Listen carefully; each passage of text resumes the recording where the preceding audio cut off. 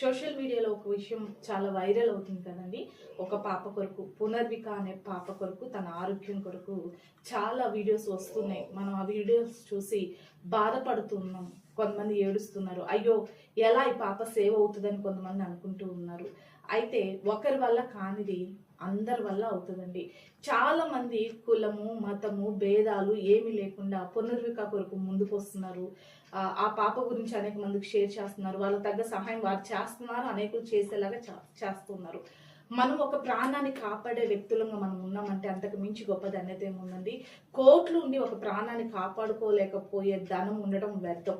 కాబట్టి మన దగ్గర ఉన్న కొద్ది సహాయమైన, చిన్న ధనమైన మనము మనతో పాటు అనేకులు ముందుకు వస్తే, నేను ఇచ్చే సహాయంతోనే పాప బ్రతుకుతుందా అంటే ఏమో చెప్పలేమండి. మన ఒక్కరి వల్ల ఇంకా అనేకులు ప్రేరేపించబడి అనేకులకి అవును ఒకరు కలిస్తేనే కదా ఇది సహాయం అవుతుంది, ఆ పాప ప్రాణాన్ని బ్రతికిస్తామని చెప్పేసి ముందుకు వస్తారేమో. కాబట్టి నా వల్లే అవుతుంది అంటే ఏదైనా సరే మనం ముందుకు వెళ్తేనే అనేకులు ముందుకు వస్తారండి. నేను చేయగలనంటే ఎవరు చేయలేరు. ఖచ్చితంగా నా దగ్గర సహాయం నేను చేస్తానని మనం ముందుకు వెళ్దాం. మనకు తగ్గ సహాయం మనం చేద్దాము. ఈ యొక్క వీడియోలో QR కోడ్ పెడతానండి. నేనైతే సహాయం చేస్తున్నాను. నా దగ్గర ఉన్నది నేను సహాయం చేస్తున్నాను. మీ దగ్గర ఉన్నది కూడా మీరు సహాయం చేయండి. మానవత్వాన్ని చాటుదాం. ఒక పాప ప్రాణాన్ని మనం నిలబెడదాం. Thank you so much.